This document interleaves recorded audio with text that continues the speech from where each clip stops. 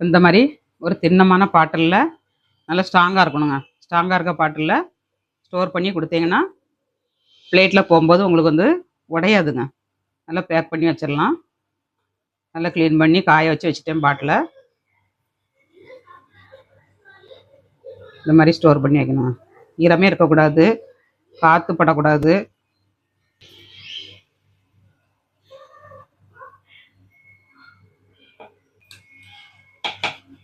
நீங்களும் உங்கள் வீட்டில் யாரும் வெளிநாட்டிலேருந்து வந்திருந்தாங்கன்னா இந்த மாதிரி பண்ணி கொடுத்து விடுங்க. வீட்டில் வந்து க்ளீனிங் வேலை போன உடனே நிறைய இருக்குங்க. அப்போ இந்த மாதிரி வேலையெல்லாம் பார்க்க முடியாது. தோசை மாவு இருந்துன்னா உடனே நம்ம தோசை சுட்டு வச்சு சாப்பிட்டுக்கலாம். சோறை வடித்து கூட இதை போட்டு விரைவி சாப்பிட்டுக்கலாங்க. அட்டகாசமாக இருக்கும். ஃபில் பண்ணியாச்சுங்க பாட்டிலில். நல்லா பிளாஸ்டிக் கவர் போட்டு கட்டி நம்ம டேப் போட்டு சுற்றி வச்சோம்னா அப்படியே 3 மாதம் வரைக்கும் நம்ம வச்சுருக்கலாங்க.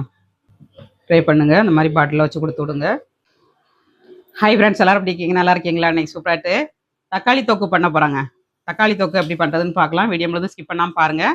வீடியோ உங்களுக்கு பிடிச்சிருந்தா லைக் பண்ணுங்கள், ஷேர் பண்ணுங்கள், கமெண்ட் பண்ணுங்கள், சப்போர்ட் பண்ணுங்கள். முதல் முறையாக பார்க்கறதா இருந்தால் சப்ஸ்கிரைப் பண்ணி வைங்க. அப்படின்னா நாங்கள் போடுற வீடியோலாம் உடனே அப்டேட் ஆகும்.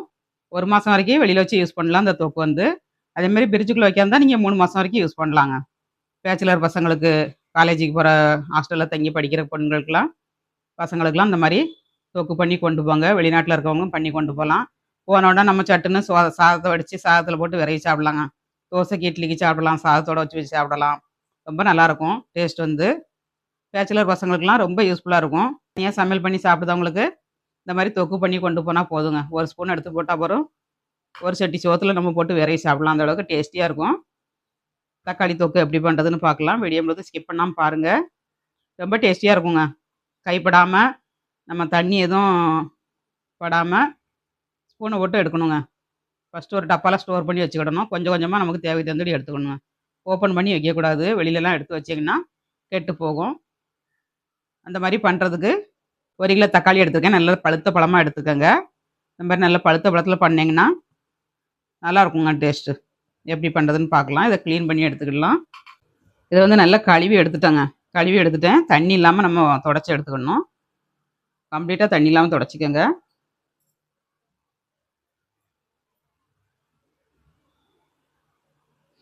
நம்ம நார்மலாட்டு வீட்டிலே நம்ம பண்ணி வச்சோம்னா அவசரத்துக்கு ஸ்கூலுக்கு போகும்போது, குழந்தைகள் போகும்போது தோசை சுட்டு ஆஃபீஸ் போகிறவங்க சட்டுன்னு பண்ணணுன்னா இந்த மாதிரி தொக்கு செஞ்சு வச்சுக்கோங்க. ரொம்ப ஈஸியாக பண்ணி எடுத்துடலாங்க.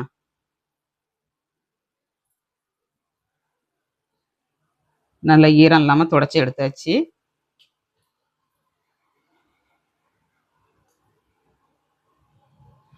இந்த மாதிரி எல்லாத்தையும் தொடச்சி எடுத்துக்கோங்க. நல்ல பிளேட்டையும் தொடச்சிட்டு அதில் வச்சுக்கிடணுங்க.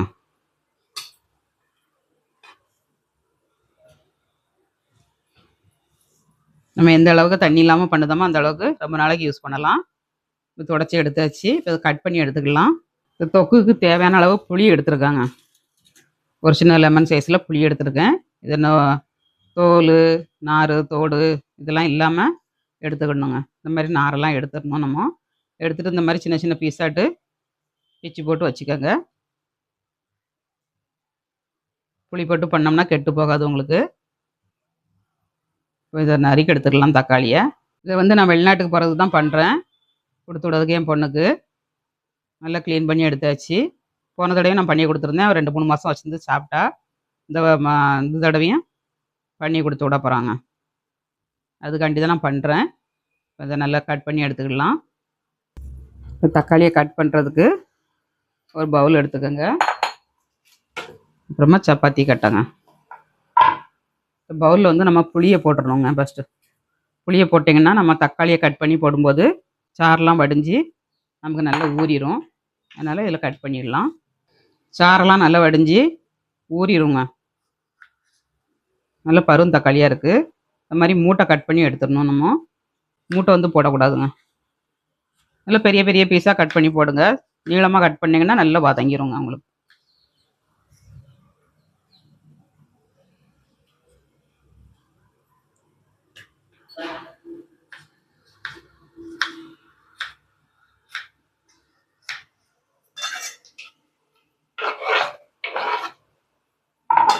நல்லா பருவம் தக்காளி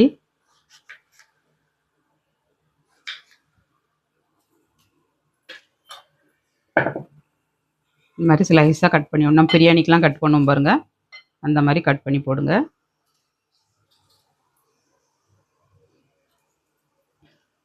மூட்டை வந்து போடக்கூடாதுங்க, மூட்டை வந்து கல் அடைப்பு வரும், அதனால் மூட்டை போடாதீங்க. தக்காளி தொக்கு வந்து ஒவ்வொரு விதமாக பண்ணலாங்க, ஒவ்வொருத்தவங்க ஒவ்வொரு மாதிரி பண்ணுவாங்க. கடுகு போடாமல் தான் பண்ண போகிறேன். வெந்தயமும் கடுகும் போட்டு வறுத்து போட்டு பண்ணலாங்க, ஊறுகாய் மாதிரி பண்ணலாம். அன்றைக்கி தொக்காக தான் பண்ணுறேன்.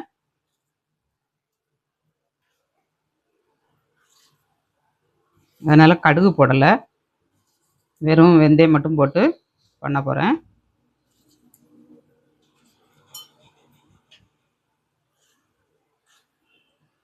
நீங்களும் வீட்டில் தோசைக்கு இட்லிக்கு பண்ணி பாருங்கங்க. ஆஃபீஸ் போகிறவங்களாம் இந்த மாதிரி பண்ணி வச்சுக்கிட்டிங்கன்னா உங்களுக்கு ஈஸியாக இருக்குங்க. காலையில் ஸ்கூலுக்கு போகிற குழந்தைகளுக்கு தோசை சுட்டு தொக்கு எடுத்து வச்சு கொடுத்தோம்னா சாப்பிட்டு போயிடுவாங்க. நான் காலையில் நேரத்தில் நம்ம பரபரப்பாக வேலை பார்த்துக்கிட்டு இருப்போம், அந்த நேரத்தில் என்ன பண்ணான்னு தலையை பிச்சுக்கிட்டு இருப்போங்க. டைம் இருந்ததுன்னா நீங்கள் சட்னி சாம்பார் எதுனாலும் வச்சுக்கோங்க, அவசரத்துக்கு நம்ம எடுத்துக்கிடணுங்க. அதுக்காண்டி டெய்லி சாப்பிட்டா போர் அடிச்சிரும், அவசரத்துக்கு எடுத்துக்கிடலாம். இந்த பேச்சுலர் பசங்களுக்கு, பெண்கள்லாம் காலேஜில் ஹாஸ்டலில் தங்கியிருப்பாங்க, அவங்களுக்குலாம் ஆஃபீஸ் போய்ட்டு வந்த உடனே, காலேஜுக்கு போய்ட்டு வந்த உடனே என்ன சாப்பிட்லான்ட்டு வருவோங்க. அப்போ கொஞ்சமாக எடுத்து நம்ம போட்டு சாப்பிட்டுக்கலாம், சாதம் வடித்து சாதத்தில் போட்டு சாப்பிட்டுக்கலாம், நல்லாயிருக்கும்.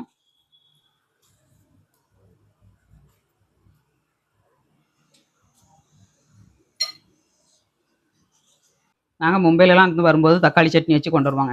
இஞ்சி பூண்டு எல்லாம் போட்டு அரைப்பேன், அது ஒரு டேஸ்ட் கொடுக்கும்.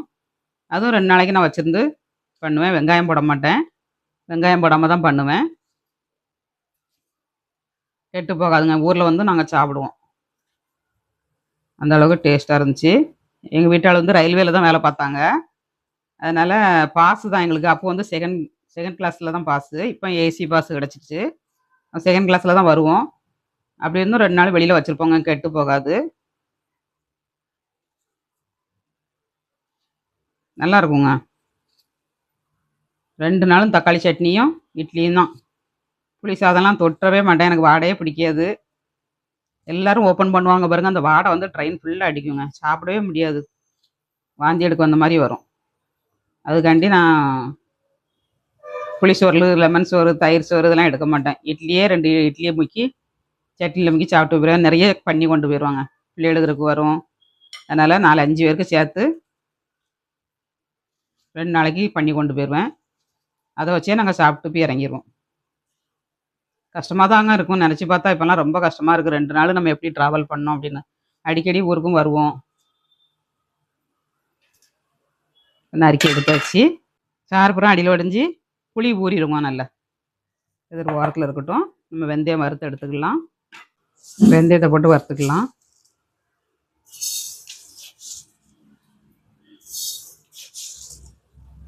ஒரு 3 ஸ்பூன் வெந்தயம் போட்டிருக்காங்க, இதை வறுத்து நம்ம பவுட்ரு பண்ணிக்கலாம்.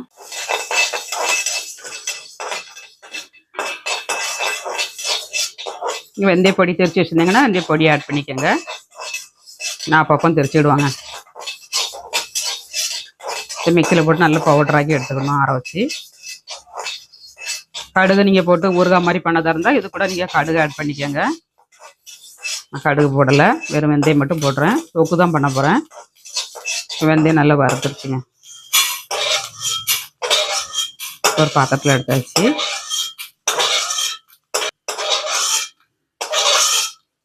வெந்தயம் வறுத்தாச்சுங்க, இந்த அளவுக்கு செவக்க வறுத்துக்கிடணும், கறிவிடக்கூடாது, கசப்பு தன்மை வந்துடும். இப்போ நல்லெண்ணெய்ங்க, ஒரு 3 ஸ்பூன் நல்லெண்ணெய் ஆட் பண்ணியிருக்கேன். தக்காளி ஆட் பண்ணிடலாங்க. புளி நல்லா ஊறி வச்சுப்பாங்க, நல்லா பொதிமிரும் உங்களுக்கு, சாறு பட்டு நல்லா பொதிமிரிச்சு பாருங்கள். இதை நல்லா வதக்கி எடுத்துக்கலாம். உப்பு போட்டுக்கணும், உப்பு போட்டு நம்ம வதக்கினோம்னா சீக்கிரமாக வதங்கிடும்.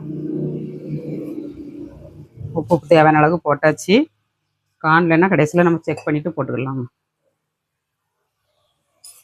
இதை நல்லா வதக்கிக்கலாம். எந்த அளவுக்கு வதங்குதோ அந்த அளவுக்கு நல்லா வதக்கிக்கோங்க. தண்ணி எதுவுமே படக்கூடாது, கை படக்கூடாது. அந்த மாதிரி பண்ணணும் அந்த ஒரு தொக்கு வந்து.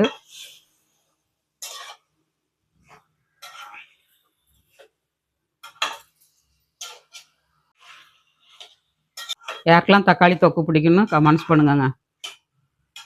எனக்கு பிடிக்கும் தக்காளி தொக்கு வந்து. நாட்டு தக்காளி எடுக்காதீங்க. நாட்டு தக்காளி வந்து கால் கையெல்லாம் உளைச்சல் எடுக்கும். வாதச்சேட்டை இருக்கிறவங்களுக்குலாம் நாட்டு தக்காளி எடுத்தாச்சுன்னா கால் கையெல்லாம் குத்தி குடையுங்க.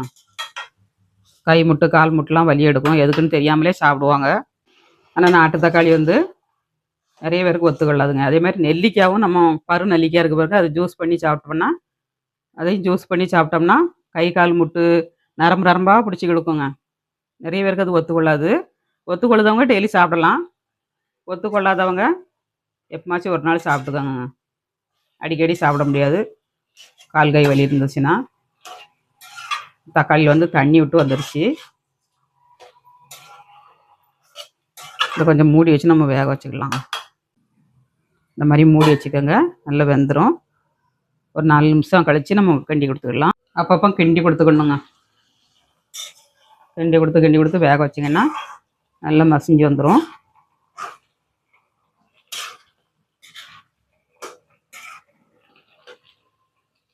நல்லா வேகட்டும். மூடி வச்சுக்கலாம். ஓப்பன் பண்ணி கிண்டி கொடுத்துக்கலாம்.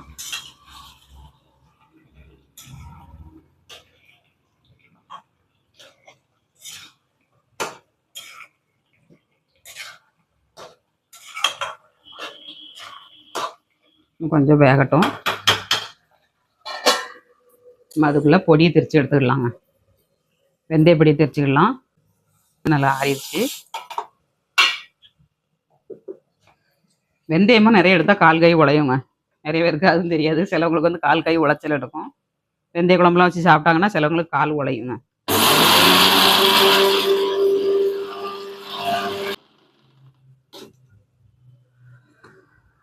நல்லா பவுட்ரு பண்ணியாச்சுங்க. ஒரு ஓரத்தில் இருக்கட்டும். தக்காளி கொஞ்சம் வேகட்டும். நம்ம ஆஃப் பண்ணிக்கலாம் அடுப்பை. நல்லா வதங்கிருச்சுங்க. நம்ம ஆஃப் பண்ணிடலாம். இந்த அளவுக்கு வதங்கினா போகிறோம்.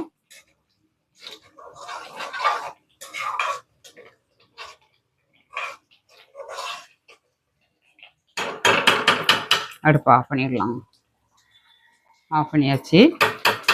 இப்போ ஆறட்டும். நல்லா கரண்டி குள்ளுக்கு கொடுத்து நம்ம இப்படி ஓப்பன் பண்ணி வச்சோம்னா ஆறிடுவோங்க சீக்கிரமாட்டு. ஆறினதுக்கப்புறம் நம்ம அரைச்சி எடுத்துக்கலாம். தக்காளி வந்து நல்லா ஆறிடுச்சுங்க. நம்ம அரைச்சி எடுத்துக்கலாம். தக்காளி வந்து நல்லா ஆறிடுச்சு. நம்ம அரைச்சி எடுத்துக்கலாம். நம்ம இன்னும் வரமிளகாத்தூளே போடல. அதுக்குள்ளே நல்லா கலராக இருக்கு பாருங்க. இதை அரைச்சி எடுத்துக்கலாங்க. மிக்சி சாரை வந்து நல்லா காய வச்சு எடுத்துக்கணுங்க. ட்ரையாக இருக்கணும். ஈரப்பதம் எதுவும் இருக்கக்கூடாது. ஈரப்பதம் இல்லாமல் அரைச்சிக்கோங்க. 2 பேஜாக நம்ம போட்டு அரைச்சிக்கலாம். ஒரே பேஜாக பிடிச்சிச்சின்னா ஒரே பேஜில் போட்டுடலாங்க. ஒன்றுலே போட்டுடலாம்.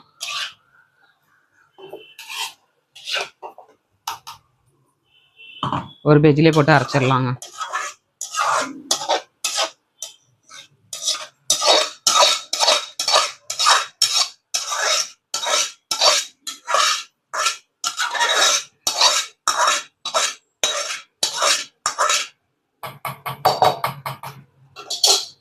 இதை அரைச்சி எடுத்துக்கலாம்.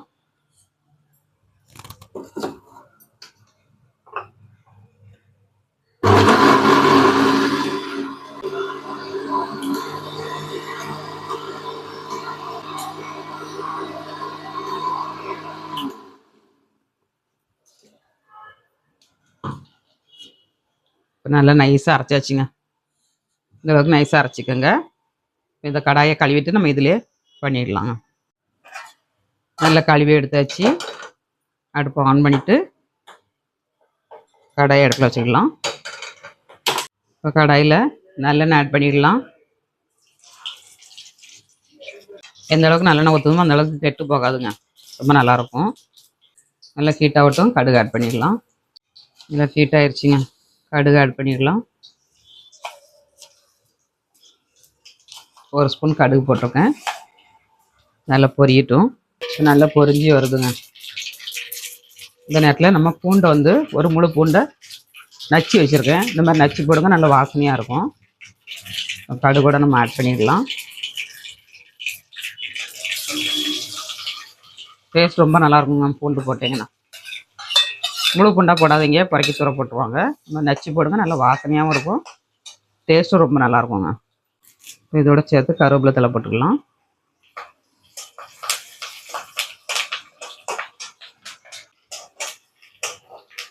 கருவேப்பிலை போட்டு நல்லா வதங்கட்டும். பூண்டு நல்லா பொரிஞ்சிருச்சுங்க, நல்லா மிதக்க ஆரம்பிச்சிருச்சு பாருங்க.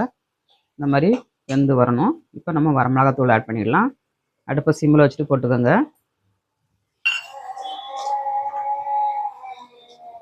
இந்த ஸ்டேஜில் போட்டிங்கன்னா நல்ல கலர் கிடைக்குங்க உங்களுக்கு. போட்டு நல்லா கிண்டி கொடுக்கணும். கிண்டி கொடுத்துட்டு நம்ம தக்காளி சட்னி ஆட் பண்ணிக்கலாங்க.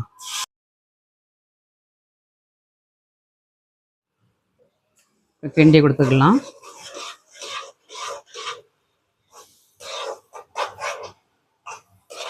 இப்போ நம்ம அரைச்சி வச்சுருக்க வெந்தய பொடியும் ஆட் பண்ணிக்கலாங்க.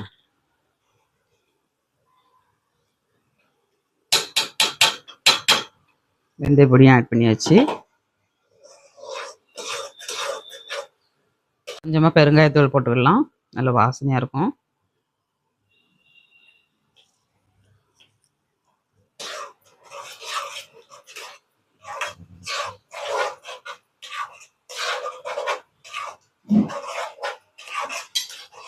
இப்போ நல்லா வதங்கட்டுங்க, நல்லா சுண்டை வதங்கணும். வதங்கினா தான் ரொம்ப நாள் வரைக்கும் கெட்டு போகாமல் இருக்கும். நம்ம இந்த மாதிரி மிக்சி ஜாரில் இருக்கிறதெல்லாம் கையை கொண்டு வலிச்சு போடக்கூடாது. நம்ம உடனே யூஸ் பண்ணதாக இருந்தால் அதை எடுத்துக்கலாங்க. ஒரு ஸ்பூன் விட்டு வலிச்சு எடுத்துக்கோங்க.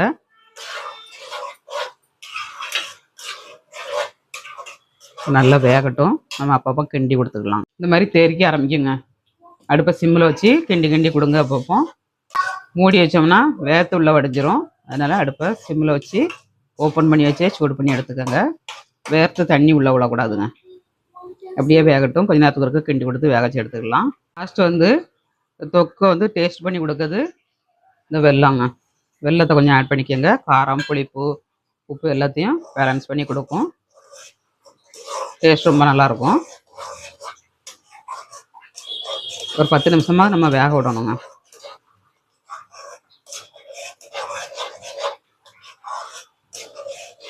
நல்லா வேகட்டும். தொக்கு ரெடி ஆயிடுச்சுங்க. இப்போ ஆற வச்சுக்கலாம். நம்ம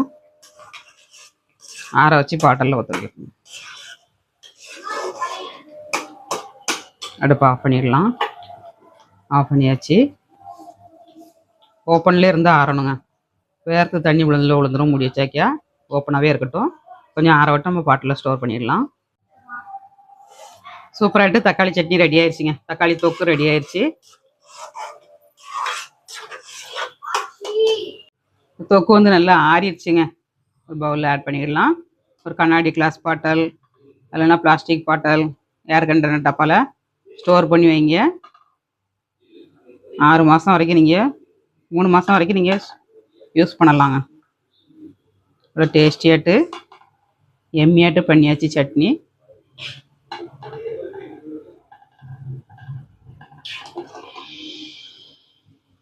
சூப்பராக இருக்குங்க சட்னி. வந்து எம்மி சட்னி ரெடிங்க. இட்லியோட வச்சு சேவ் பண்ணி சாப்பிட்டு பார்க்கலாங்க. அட்டகாசமாக இருக்கும் டேஸ்ட்டு.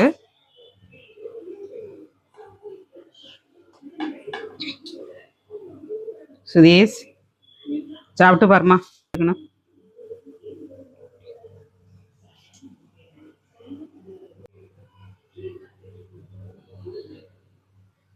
எப்படிமா இருக்கு டேஸ்ட்டு?